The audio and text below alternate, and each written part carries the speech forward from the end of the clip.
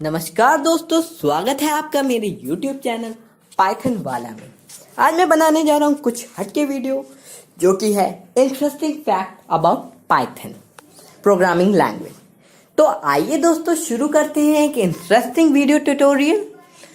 तो basically Python एक programming language है जिसका इन्वेंशन करीब 1991 में डच प्रोग्रामर गाइडो वॉन रॉसम ने किया था। गाइडो वॉन रॉसम का जन्म 31 जनवरी 1956 नीदरलैंड में हुआ था।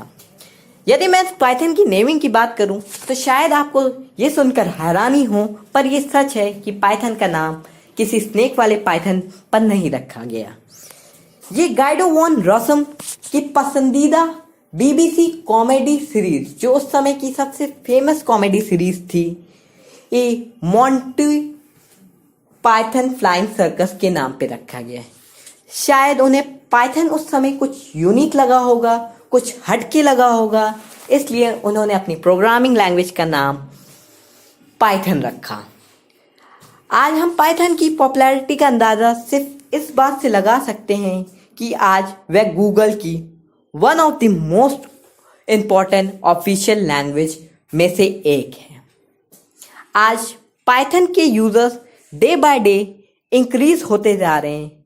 शायद इसका ये कारण हो सकता है क्योंकि ये एक इजी टू लर्न लैंग्वेज है। इसके सिंटैक्स बाकी लैंग्वेज से काफ़ी आसान है, जो इसके लिए इसके यूजर्स इंक्रीज करने में काफ़ी मददगार है।